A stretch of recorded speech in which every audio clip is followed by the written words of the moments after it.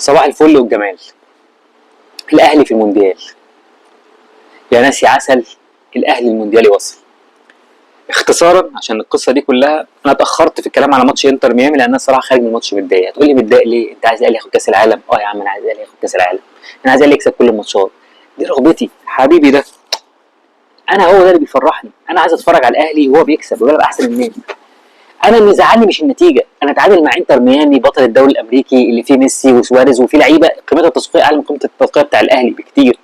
لكن انا كنت عايز اشوف رجاله في الملعب، ناس موت نفسها. الكلام ده شفته لحد الدقيقه 40 لحد ضربه الجزاء. شفت رجاله في الملعب. بعد كده الماتش اختلف تمام. عشان كده انا متضايق من تريزيجيه ومحروق من الماتش. انا مش يعني انا اشوف رجاله بتلعب حلو بتدافع حلو بشوف رجاله في الملعب. ده اللي انا عايز اشوفه. اختصارا في القصه دي كلها، ماتش مصر والبرازيل 2009 لحد هذه اللحظه من 16 سنه ده احلى ماتش في حياتي يمكن اتفرجت عليه كوره، ولحد دلوقتي احنا فرحانين وبنتفرج عليه ومبسوطين بيه اكتر من حاجات كتير قوي. ليه؟ لان شفنا رجاله في الملعب بتموت نفسها، بتعمل 200 و300% من مجهودها عشان تكسب. ده اللي احنا عايزين نشوفه من لعيبه الاهلي في المونديال. تكسب تخسر، انت مش راح تاخد كاس العالم. مفيش حد راح تاخد كاس العالم. انا نفسي ناخد كاس العالم، يا رب ناخد كاس العالم، بس انا مش عارف اعمل ده. ما عنديش الامكانيات اللي تخليني اعمل ده. هل منتخب مصر اصلا بيعرف يخش كاس العالم؟ لما كان 32 فريق بنعرف نخش كاس العالم عشان نبقى احسن 32 فريق. اقول لك انت جايب لعيب، انا جايب احسن لعيب في مصر، وجايب احسن لعيب في تونس، وجايب لعيب في مالي مش اساسي في منتخب مالي. انا بس بكلمك يعني القصه دي كلها، مع اني مش جايب احسن لعيبه في مصر ولا حاجه، لسه في لعيبه كويسه بره ما عندناش لا صلاح ولا هو مش معانا. دي القصه، جايب احسن لعيبه في مصر. هل منتخب مصر لو دخل كاس العالم هياخدها؟ كاس العالم للانديه حاليا انا شايف ان ده بوتنشال ان هو يبقى اعلى من كاس العالم للمنتخبات، وده اللي هيحصل.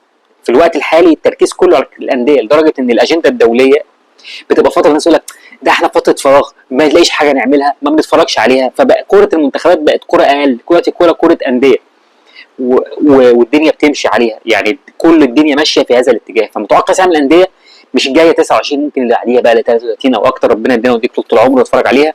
هتلاقي ان هي بقت اهم من كاس العالم. ده توقعاتنا الشخصيه. فكل الاهلي موجود في الحدث الكبير ده، وبيلعب ماتش جيد، بيلعب ماتش افتتاحي وبيتعادل وبقى هو الاقرب للفوز في وقت كتير من المباراه. هنتكلم عن المباراه ونحلل كل حاجه، بس انا مقدمه طويله شويه، بس انا اسف ان انا طولت في المقدمه. بس هو في ثلاث حاجات انا عايز اتكلم عليها، او اربع حاجات بالظبط انا عايز اتكلم عليها، او اربع لعيبه. اول واحد هو حسين الشحات. حسين الشحات انا لا يفاجئني مستواه، يعني حسين الشحات لا يفاجئني مستواه. هو مستواه كده، بيباصي في الوقت اللي المفروض يشوط فيه، بيشوط في الوقت اللي المفروض يرقص فيه، بيرقص في الوقت اللي المفروض يرفع فيه. عشان كده حسين الشحات هتلاقي لحظه عبقريه فظيعه لانه شاط شوطه ما كانش المفروض تشوط، فلما دخل الجون بقى جون حلو. انما طول الماتش بيعك، وكل الماتشات بيعك. هو ده رايي في حسين الشحات يعني. وعايز تناقشني ناقشني. تاني واحد تريزيجيه كواليتي كوره اعلى من كل اللي موجودين، فرق فظيع. يمكن الوحيد اللي كواليتي قريب منه شويه زيزو وامام عاشور، كانوا شايف انه ممكن يتفوق عليه برضه، لكن لعيب كواليتي عالي. لكن تريزيجيه انا شايف انه اوفر ريتد بشكل فظيع. تريزيجيه مش محمد صلاح، يعني تريزيجيه مش محمد صلاح، مش مرموش. تريزيجيه على مسيرته الاحترافيه خرج من الاهلي تقريبا سنه 2005 2006 2015 2016، هي 10 سنين بره. معظم حياته الاحترافيه قضاها في الدوري التركي. نقطه ضربه الجزاء، عشان دي نقطه مستفزه جدا ليه؟ موضوع مستفز جدا ليه؟ هل تريزيجيه مصدرين ضربات الجزاء؟ تعال نرجع في التاريخ كده. تريزيجيه في المنتخب بقى له 10 سنين.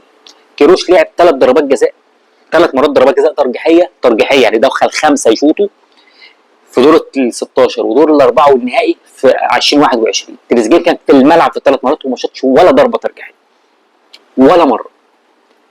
تريزيجيه في حياته الكرويه ضربات جزاء في الماتش شاط قبل الضربه دي 9 ضربات جزاء، ضيع منهم 3، يعني ضيع 33%، دي نسبه كبيره جدا ضيع ضربات جزاء. ضيع في الدوري المصري، وضيع مرتين في الدوري التركي اللي هو قضى فيه معظم حياته الاحترافيه. في استون فيلا المره الوحيده اللي شاط ضربه جزاء كان بيلعب مع الفريق الرديف. تريزيجيه مش مميزين في ضربات الجزاء. ليه هو اصلا محطوط نمره 2؟ دي حاجه ما تخصنيش. انا شايف ان تريزيجيه جايب حاله اعلاميه كبيره جدا، قد يكون يستاهل قد ما يكون ما يستاهلش، ولكن اللي حصل ده موقف غير جيد. لان اول مره في حياتي وانا بتفرج على الاهلي بقالي حاجه داخل على 30 سنه، عمري في حياتي ما شفت خناقه على ضربه جزاء. ما شفتهاش، الموقف ده ما شفتوش قبل كده، فده مضايقني. انا عايز اقول لك ان رتم اللعيبه نزل بعد ضربه الجزاء.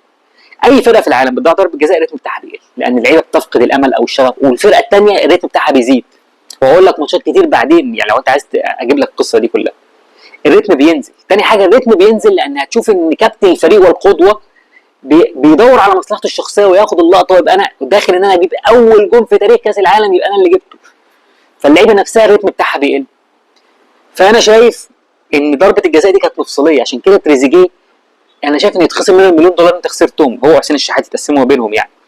انت خسرت $1,000,000 يتقسموا ما بينهم، وتدي مكافاه جدل للشناوي، $1,000,000 انت تكسبهم وتدي نصهم للشناوي. لا اجت في المباراه، وده اللي عايز اتكلم عليه. الشناوي عمل مباراه رائعه، مباراه عمره، مباراه عمره. الشناوي انا هاجمته كتير جدا، مستواه كان قليل، ولكن كان مركز، كان صاحي، ساعدوا اسلوب اللعب ان احنا كنا بنلعب لو لاين ديفينس، ودي هنتكلم في اسلوب اللعب اللي اتكلمنا فيه.